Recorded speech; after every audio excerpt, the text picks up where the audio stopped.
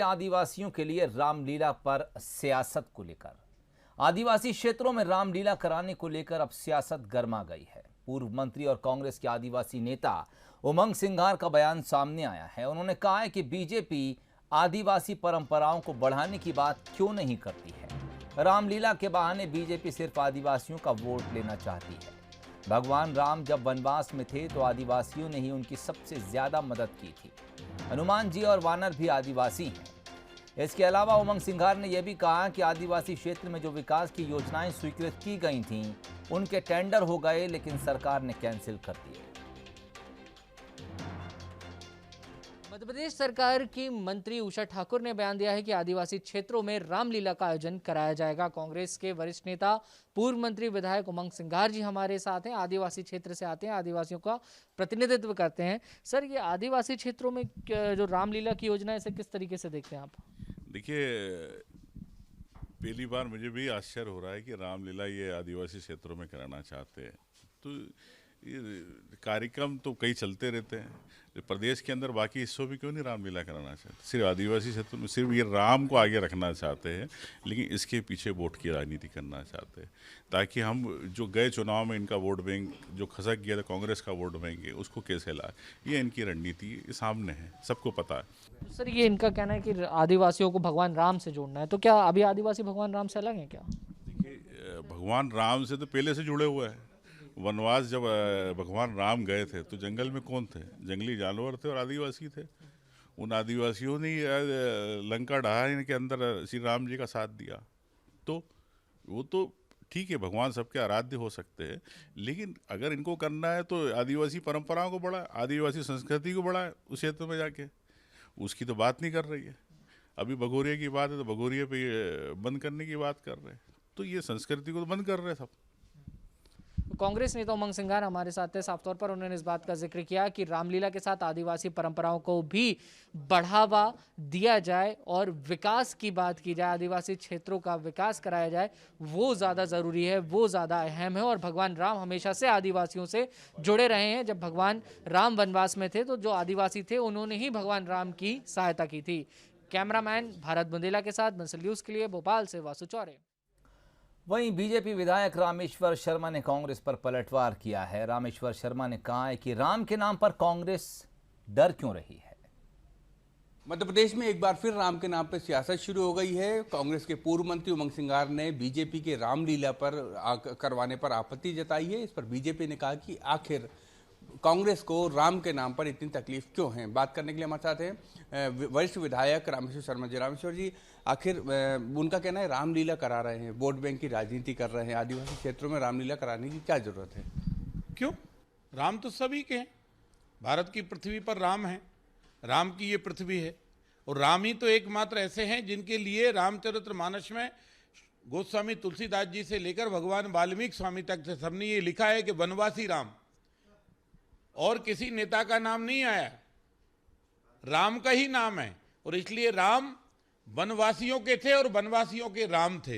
राम की सेना में वनवासी थे और राम वनवासियों के थे। सबरी के बीच झूठे वेर जिस राम ने खाए, माता सबरी को जिस राम ने कहा हो तू मेरी माँ है, और सबरी ने जिस राम को बेटे के रूप में अपनाया हो, वो रिश्ता थोड़ी टूट सकता है। कांग्रेसियों के कहने से थोड़ी रिश्ता टूट सकता है। और राम के नाम से इतने भय क्यों खा रहे हो? तो राम आस्था का केंद्र है, ना कि सियासत का। और ये भी बीजेपी सवाल उठा रही कि आखिर राम का नाम आते से ही कांग्रेस को तकलीफ क्यों होती है। कैमरामैन अश्विनी के साथ जुगल किशोर शर्मा, बंसल न्यूज़ भोपाल। तो अब लगातार इस मामले को लेकर सियासत गर्माती चली जा रही है। एक के बाद एक कांग्रेस और बीजेपी की तरफ से बयानों का वार पलटवार जारी है। दरअसल संस्कृति मंत्री उषा ठाकुर ने एक बयान दिया था। उन्होंने कहा था कि आदिवासी क्षेत्रों में रामलीला कराई जाएगी, और इस बयान के सामने आने के बाद से इस बयान को लेकर, मुद्दे को लेकर प्रदेश में सियासत लगातार गर्मा रही है। उमंग सिंघार का कहना है कि सरकार को आदिवासियों के लिए जो काम करना चाहिए वो काम नहीं कर रही है, लेकिन राम के नाम पर वोट बटोरने के लिए राम के नाम का इस्तेमाल कर रही है। वहीं कांग्रेस के इस बयान पर बीजेपी ने पलटवार किया। विधायक रामेश्वर शर्मा का कहना है कि बीजेपी जो कर रही है वो ठीक है, लेकिन कांग्रेस को राम के नाम से डर क्यों लगता है। हमारे संवाददाता वासु चौरे इस वक्त हमारे साथ सीधे जुड़ गए हैं। वासु, हमने देखा एक बयान उषा ठाकुर की तरफ से आया और उसके बाद से प्रदेश में अब रामलीला को लेकर सियासत लगातार जारी है। क्या कुछ अपडेट? अब बिल्कुल सोहेल, देखिए मध्य प्रदेश में राम के नाम पर सियासत एक बार फिर तेज हो गई है। दरअसल जो मध्य प्रदेश कांग्रेस की सरकार में पूर्व मंत्री थे उमंग सिंघार, जो विधायक भी हैं और आदिवासी नेता माने जाते हैं, आदिवासियों का प्रतिनिधित्व करते हैं, उनका कहना है कि बीजेपी आदिवासी क्षेत्रों में क्यों रामलीला कराने की बात कर रही है, समूचे मध्य प्रदेश में रामलीला क्यों नहीं कराई जाती।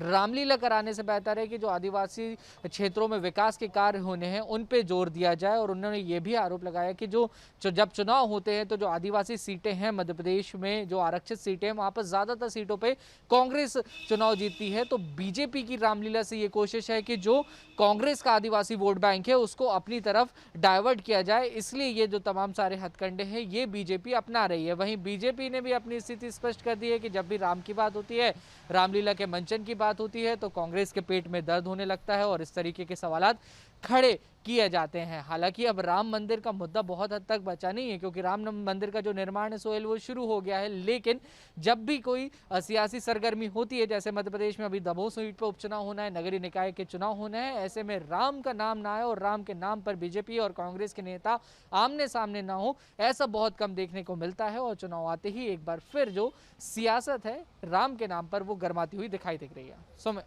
चलिए, बहुत शुक्रिया, बहुत वासु, तमाम बातचीत के लिए। तो मध्य प्रदेश में अब राम के नाम पर एक बार फिर से सियासत गर्मा रही है। आने वाले वक्त में नगरीय निकाय चुनाव हैं और दमोह उपचुनाव भी होना है। बीजेपी की तरफ से धैर्यवर्धन शर्मा साहब इस वक्त हमारे साथ बातचीत के लिए जुड़ गए हैं।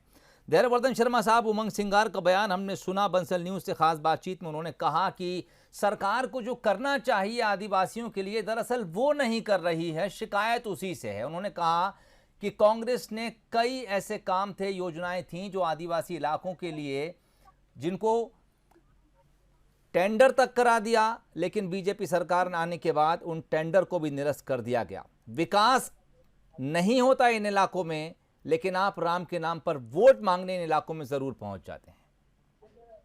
देखिए, शिवराज जी जन जन के नेता हैं और शिवराज सरकार वो काम करती है जो लोगों के हृदय को छूती है।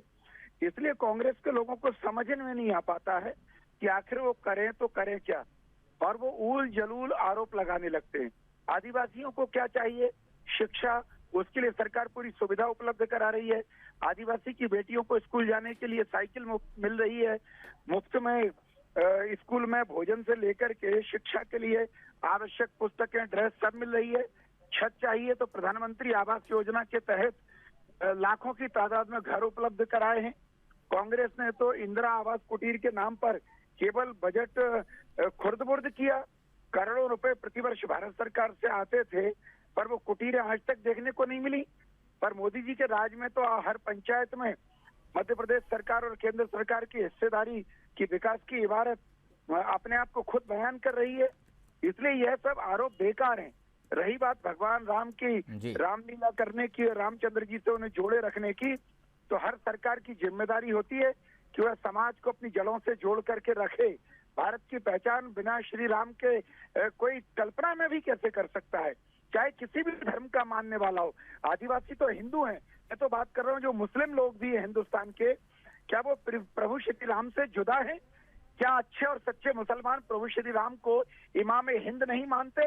इसलिए हमारा ये मानना है कि नए बच्चे वो किसी भी समाज के हों, चाहे आदिवासी समाज के हों, उन सबको जड़ों से जोड़े रखने के लिए, भारतीय संस्कृति के उज्जवल पक्ष से जोड़े रखने के लिए सामाजिक समरसता का जो उज्जवल उदाहरण प्रभु श्री राम ने दिया है, आदर्श जीवन जीने का जो उदाहरण प्रभु श्री राम ने दिया है, वह तो समाज को श्रेष्ठ जीवन जीने के लिए एक मार्गदर्शन का काम करेगा। धैर्यवर्धन साहब, स्वागत योग्य है। योगेश यादव साहब इस वक्त हमारे साथ जुड़ गए, कांग्रेस प्रवक्ता हैं। योगेश साहब, बीजेपी अब आरोप लगा रही है और सवाल पूछ रही है आपसे, दिक्कत क्या राम से है, रामलीला से है, या फिर आदिवासियों के लिए रामलीला से है? देखिए, कांग्रेस को ना तो रामलीला से आपत्ति है, ना राम से आपत्ति है, ना इस आयोजन से आपत्ति है। आपत्ति इस बात की है कि आप ये धार्मिक प्रपंच को रचकर जिस तरीके से आदि विकास की बात करना चाहिए, आदिवासियों के उत्थान की बात करना चाहिए, आदिवासियों को जो प्रताड़ित और पराजित रहे उनके उत्थान और उनके डेवलपमेंट की बात की जानी चाहिए। आज भी आप झाबुआ का आदिवासी, अलीराजपुर का आदिवासी, बालाघाट का आदिवासी, शहडोल का आदिवासी किस नारकी जीवन को जी रहा है, उसके विकास के संदर्भ में आपने क्या योजनाएं आपके पास? आपने आदिवासियों को एक वोट बैंक समझकर एक धार्मिक कोशिश की। भाई राम हमारे अंदर आत्मसात है, हमारे अंदर भीतर है, लेकिन ये तो वही बात हो गई कि जो यूपी की सरकार कर रही है, पाखंड रचते हैं। मथुरा वृंदावन की हालत देखिए, वहां की नगरीय हालत देखिए, और आप राम राम जपना पराया माल अपना वाली बात कर रहे हैं। आप हम किसी को भी भगवान राम की स्तुति से ब्रह्मांड नायक है, किसी को भी आपत्ति नहीं, लेकिन सरकार सिर्फ राम का नाम याद दिलाकर उनको आदिवासी जो लंगोटी में ही रखना चाहते हैं। विशेष रूप से भ्रष्टाचार के मामले में आप देखिए, इन रूरल डेवलपमेंट जिस तरीके से वहां पर भ्रष्टाचार होता है, आज आदिवासियों को जिस तरीके से शिकार है वो भ्रष्टाचार के रूप में, और उनका जो जीवन यापन का साधन है, वहां पर जो शिक्षा का क्षेत्र है, शिक्षा के क्षेत्र में वहां पर कोई स्कूल नहीं है, वहां पर प्राथमिक विद्यालय खुलते नहीं है, आदिवासियों को पानी मैसर नहीं उपलब्ध नहीं है। तो इन सुविधाओं के लिए काम की करें। आदिवासी हमारे क्षेत्र है, बहुत बड़ा एक बाहुल क्षेत्र है मध्य प्रदेश में जी, और मध्य प्रदेश में आदिवासी क्षेत्र में काम करने की बहुत सारी संभावना है। चलिए, बहुत शुक्रिया तमाम बातचीत के लिए। योगेश यादव साहब का कहना है कि दरअसल आदिवासियों के लिए विकास को लेकर जो काम करने चाहिए, सरकार उसमें उतनी रुचि नहीं दिखा रही है, लेकिन राम के नाम पर वोट मांगने के लिए रामलीला का आयोजन इन इलाकों में किया जा रहा है। वहीं बीजेपी अब इस बयान को लेकर हमलावर है। उसका कहना है कि जब जब राम की बात होती है, कांग्रेस को डर लगने लगता है।